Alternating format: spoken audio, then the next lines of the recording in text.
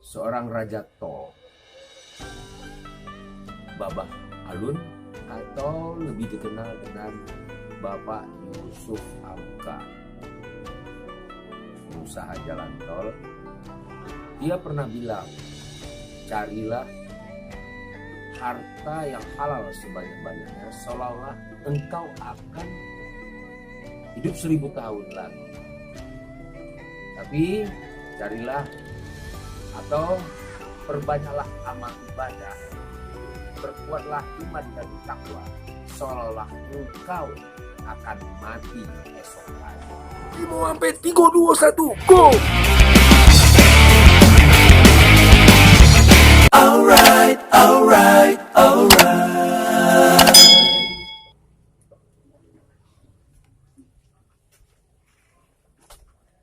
Assalamualaikum warahmatullahi wabarakatuh. Jumpa lagi kita Mas Bro di channel YouTube KBRI, channel yang selalu memberikan informasi yang akurat dan terpercaya.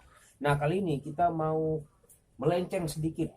Ya, biasanya kita masalah perselingkuhan, sekarang kita mau bicara soal Bapak Yusuf Hamka atau Babah Alun, atau lebih dikenal dengan konglomerat jalan tol. Tapi dia nggak mau disebut sebagai konglomerat jalan tol. Dia lebih suka disebut dengan pedagang nasi kuning. Nah, tentu kalau kita bicara nasi kuning, ya, pasti identiknya dengan Babah Alun ini, Bapak Yusuf Hamka, yang begitu rendah hati, humble, ya, suka membantu, sangat dermawan, ya. Dia kemana saja pergi nggak menggunakan brand, maka dia lebih suka kita juluki sebagai the real sultan, dibandingkan dengan sultan KW yang suka flexing, atau flexing maksudnya yang suka pamer harta. Nah, kalau kita kembali lagi ke laptop, kita kembali ke masalah Bapak Yusuf Hamka, atau lebih suka dipanggil dengan Babah Alun. Perjalanan hidupnya sangat, kalau kita katakan, sangat memprihatinkan, ya, dari bawah, dari etnis Tionghoa saat yang dititipkan dan kita gunakan di jalan itu aja katanya. Kalau orang kan banyak yang, oh ini harta gua, duit gua, uang gua. Kalau mati juga nggak dibawa tuh harta kan, buat apa? Ya, semuanya habis di telan bumi. Nah, begitu sifat Bapak Yusuf Hamka, atau lebih dikenal dengan Babah Alun. Dia lebih suka disebut Babah Alun. Beliau adalah seorang mualaf, ya, dari etnis Tionghoa. Nah, coba kita lihat ya bro, ya, perjalanan hidup atau aktivitas Bapak Yusuf Hamka alias Babah Alun. Ada orang mengatakan, kenapa dijual 3.000 kalau banyak duit? Nggak dikasih gratis. Saya bilang, saya nggak mau memonopoli sedekah. Bukan hanya bisnis yang nggak boleh dimonopoli, tetapi sedekah juga nggak boleh dimonopoli. Maksudnya, nah, nasi kuning ini adalah bagian sedekah saya sebenarnya. Saya umur 60, saya panggil staf saya bilang, saya kasih uang 10 juta. Buat apa ini? Saya bilang, saya mau kasih makan orang. Loh, bulan puasa aja Pak? Enggak, saya mau setiap hari. Saya debat, kenapa setiap hari? Saya bilang, setiap hari Tuhan kasih saya rezeki. Tuhan kasih saya oksigen. Tuhan kasih saya tenaga buat gerakan tangan saya. Tuhan kasih pandangan saya, mata saya. Tuhan kasih kuping saya bisa mendengar. Jadi saya wajib memberikan makan kepada orang yang saya bisa. Ini uang 10 juta. Alhamdulillah 10 juta sampai hari ini uang itu nggak habis. Dari 6 Februari 2018, 1,5 tahun sampai sekarang. Bahkan surplus, uangnya surplus. Sampai saya bilang, saya kapan sedekahnya? Saya lucu bahwa ada orang mengatakan, kenapa dijual 3.000 kalau banyak duit? Nggak dikasih gratis. Saya bilang, saya nggak mau memonopoli sedekah. Bukan hanya bisnis yang nggak boleh dimonopoli, tetapi sedekah juga nggak boleh dimonopoli. Maksudnya apa? Kalau saya kasih gratis, berarti sedekahnya saya monopoli. Saya jual 3.000, saya membuat perdagangan nasi kuning ini menjadi ajang sedekah dari kita untuk kita. Contohnya, saya di depan gedung PMI DKI di Keramat Raya nomor 47. Saya sedang melayani nasi kuning. Tukang parkir, makan bayar 3.000.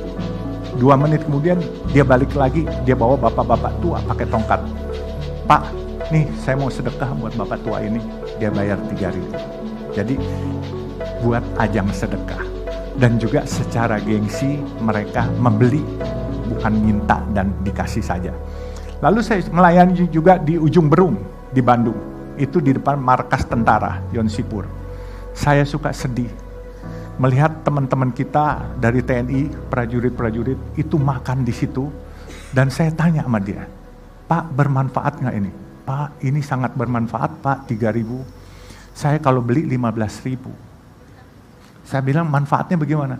Bapak tahu nggak, di kampung uang 12.000 itu bisa buat lauk pauk 1 hari 1 malam, katanya. Jadi bermanfaat sekali. Saya sekolah Pak, itu udah pakai uang orang tua, utang pinjam dan jual sawah kadangkala. Terus setelah saya sekolah, saya kerja, saya harus ngebiayain adik saya, ngebiayain orang tua saya. Kalau saya punya istri, saya harus ngebiayain istri saya. Ini sangat bermanfaat dan membantu sekali, katanya. Oke, saya bilang. Terus saya bilang kepada teman-teman juga, makanan yang kita sediakan, kita jual 3.000, nggak boleh kita masak sendiri, atau kita bawa catering dari luar. Saya selalu tekankan, berdayakan warung-warung setempat. Itu saya belajar dari waktu saya memberikan buka puasa gratis setiap bulan di depan rumah saya. Sejak saya jadi mualaf itu, depan rumah saya ada masjid di daerah Pasar Baru. Saya bilang sama supir saya, tolong kasih 100 bungkus nasi setiap hari buat orang buka puasa di sana. Beli dari warung, itu ada 5 warung, warung A, B, C, D gantian, saya bilang. Terus supir saya marah sama saya, Pak, kenapa nggak beli dari istri saya? Istri saya kan dagang nasi uduk, katanya. Dia merengut ya, terus saya bilangin, kamu sudah ada kerjaan dari saya. Istri kamu dagang. Kalau nanti saya beli dari kamu, yang dapat berkah orang yang kaum duafa yang kepengen buka puasa, tapi warung-warung yang ada angkara murka, karena yang biasanya orang-orang makan di warung setempat itu akan sepi karena kita kasih gratis di sini. Ini hukum ekonomi, saya bilang. Nah, akhirnya dia ngerti, ya deh Pak. Nah, jadi kita pakai pola itu. Sampai nasi kuning sekarang pun saya punya di Semarang, saya punya di Cimanggis, di Kerawang ada. Itu yang di Cimanggis, Kerawang, Bandung ada 2, yang satu lagi Bandung, Cimanggis, Kerawang itu dari Arta Graha Peduli yang mengadopsi. Dia bilang, boleh nggak saya buka nasi kuning ini, saya minta programnya. Boleh. Jadi kita juga di Semarang ada, di Jakarta kita ada di Sunter, di Masjid Baba Alun, di Sultan Iskandar Shah, dan bahkan di Kemayoran. Nah, memang orang bilang duitnya dari mana, saya juga nggak tahu, duit saya sendiri belum keluar banyak. Dan alhamdulillah teman-teman, supaya kita ketahui, saya 1 bulan lalu ada tukang ojek datang kasih uang 1 juta rupiah buat nasi kuning. Saya nggak terima, waktu itu saya bukan nggak terima, diterima oleh staf saya lagi nggak ada. Ditanya, kenapa nyumbang ini? Oh, saya pernah waktu nggak punya uang, saya ikut makan di sini. Sekarang saya ada rezeki. Padahal kalau lihat tukang ojeknya, kacamatanya aja pecah-pecah kacanya. Dia harusnya bisa beli kacamatanya, tapi dia mau ikut nyumbang. Oke, saya bilang diterima dan diucapkan terima kasih.